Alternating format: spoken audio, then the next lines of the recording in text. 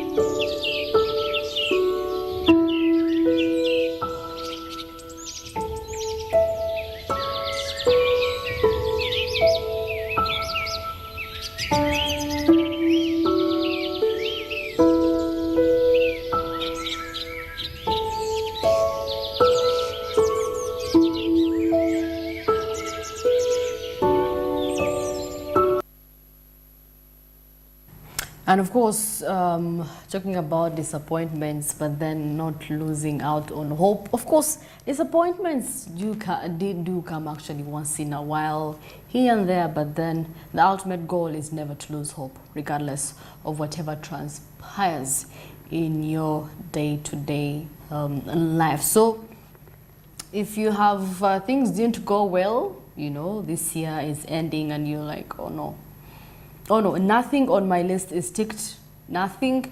So definitely you have to make sure that you keep the candle burning, be hopeful, and know maybe these last 2 months could be a breakthrough for you, or maybe beginning of next year. You're gonna make it. You're gonna make it. So never at one point lose hope.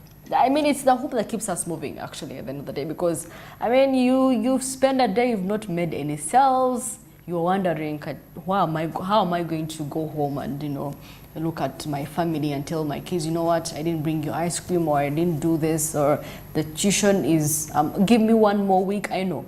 But then, keep that meter running, keep going. That is what is keeping us alive.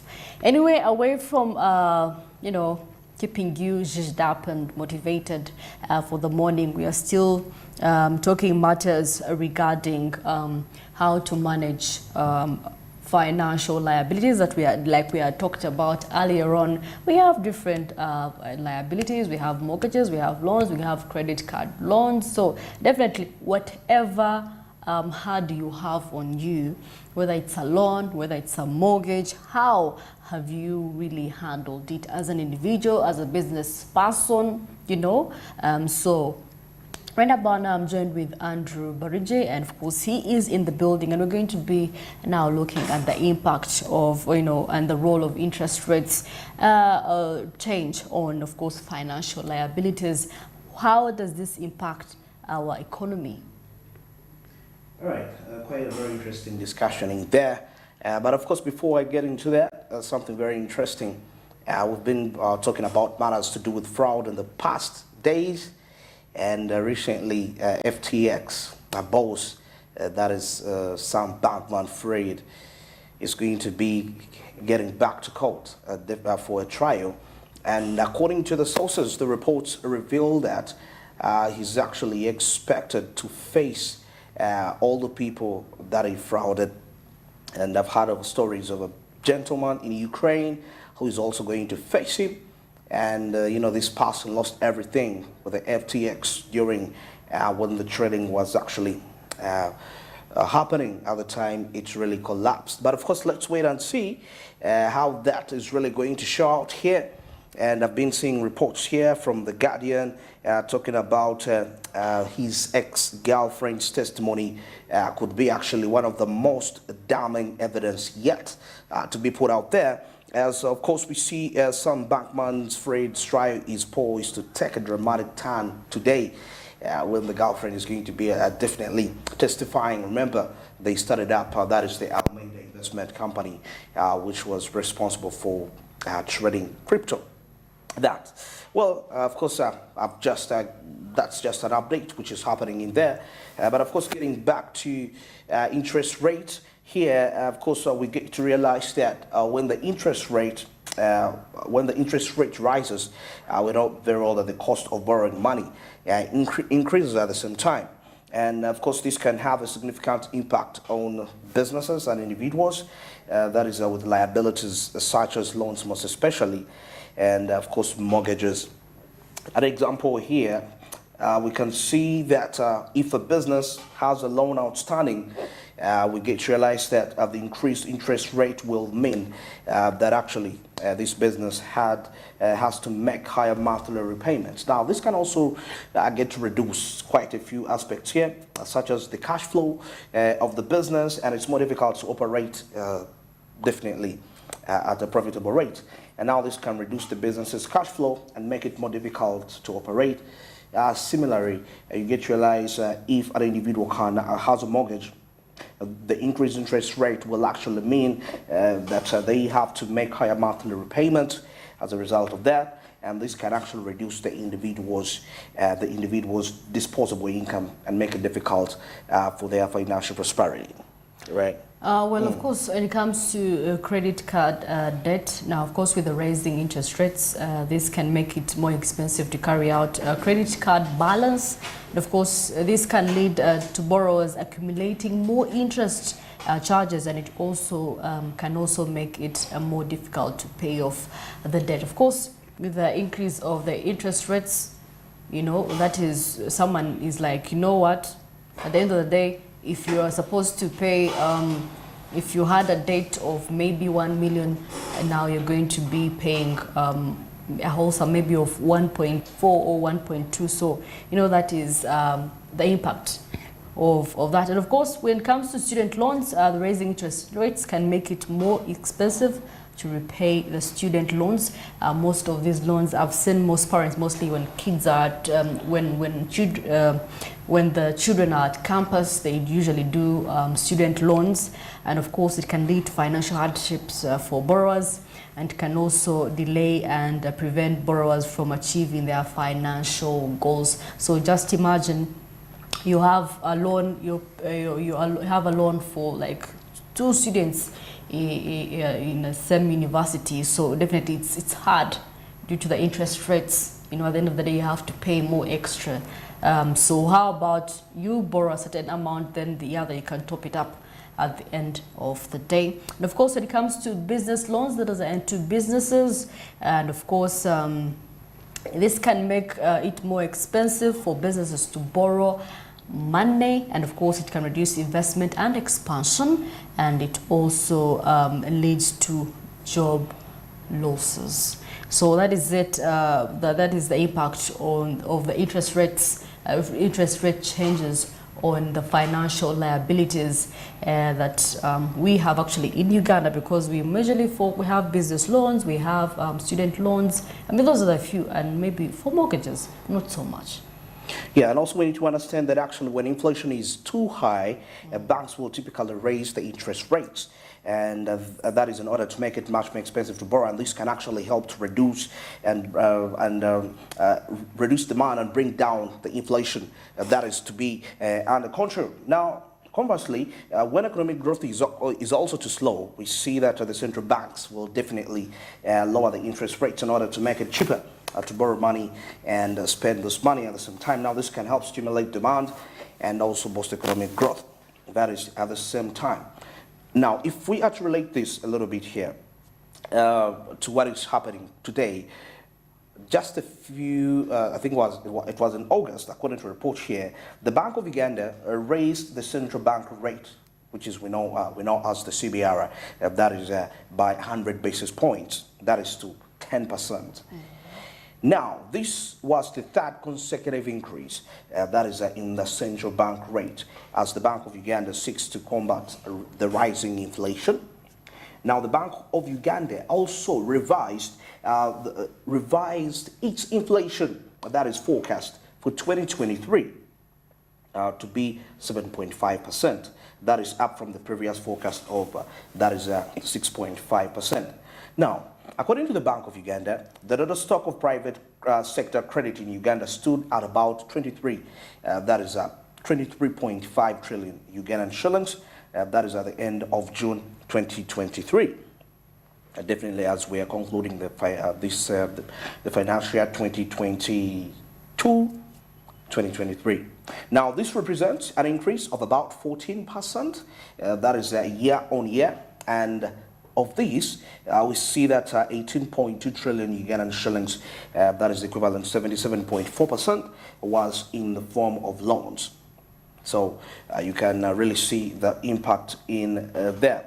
But of course, we know that the recent increase in the liabilities, in the interest rates, rather in Uganda today, is likely to have another impact on the businesses and individuals, most especially those who are having actually liabilities. Now, for businesses, the higher interest rates will mean that they will have to actually make higher monthly repayments on their loans, and this can actually reduce their cash flow and make it more difficult to operate profitably.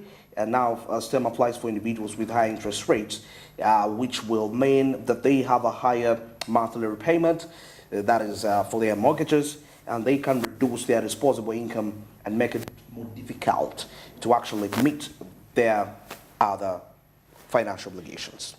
You know, earlier we were discussing, Godwin, we were discussing the level at which people have, loans in the last quarter of the year, because I mean they are preparing for the festives, and it's insane. And of course, in January, beginning of the year, that is where you see things escalating now, and people are now into people's houses. There is maybe a card. The landlady or landlord is like, you know what, this and this debt, or the bank is sending you notifications, you have to pay up. So it's usually insane. So we were of the view maybe people could actually get the money they really actually feel they need. You know, there is also this extravagance that we as Ugandans have. Yeah. You know, you get a loan just to, expand over the weekend, or maybe spend for the festive. At the end of the day, you have to pay the loan and interest rates. Okay. Yeah. I see. So I think that is what is affecting us, our lifestyle. You know, it also affects us as individuals. Priorities. Yeah, We don't give priorities. We don't give priorities.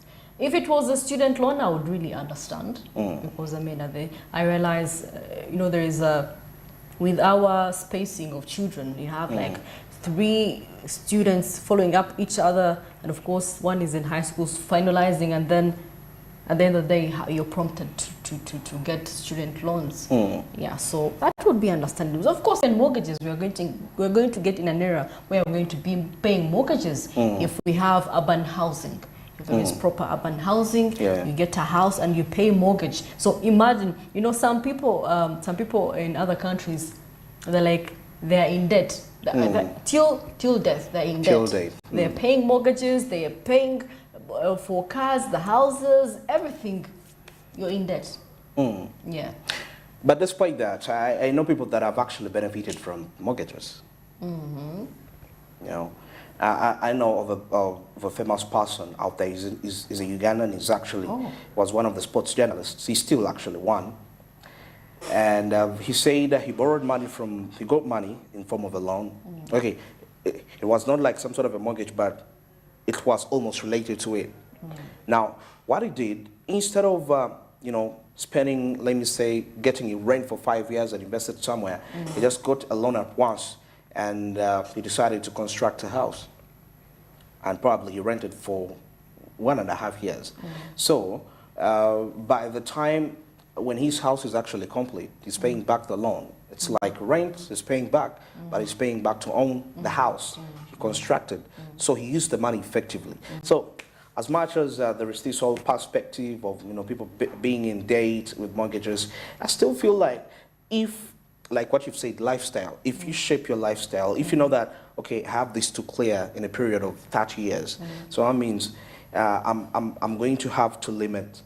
And by the way, by the time you can afford a mortgage, that means your income inflow is also stable and it's trustworthy, and you have the job security to some extent. Very true. So that can't deny you a good lifestyle you want. The only challenge is that it's can I call it exaggerating lifestyle? And that's where the whole issue comes in, and somebody feels like they are heavily indebted. Yeah. All right, it's exactly 22 minutes. That is past 8, still discussing matters to do with liabilities. How do you actually handle your liabilities as an individual, so that you don't really go bankrupt? But of course, still to remind you that the discussions on this show are proudly brought to you by Zabu, which is a platform from Alltex. And through this, you can be able to actually buy bond and securities for a fee of 15,000 Ugandan shillings. Now the market's open at 8:15 a.m. As I speak right now, they're already in operation, and they'll be running all the way up to 3:15 p.m. That is East African time. And this is effective Monday up to Friday, apart from the weekends and public holidays. All those markets cannot be accessed, but that's not the big deal. Like I always say, at least we have the rest of the days to capitalize and make money, something which I believe is quite important when it comes to your financial growth and development. Zaba made this a reality, and that's why it comes out and boldly tells you that it's your money, it's your future, and Alltex East Africa at the same time tells you that you need to do something new if you really want to avoid the fraudsters out there. This is the safest way you can actually have your money multiplied to profitability. Well, now we'll take a break, and of course, coming up shortly, business and sports, and we shall be taking a look at what's transpiring into the world of entertainment business.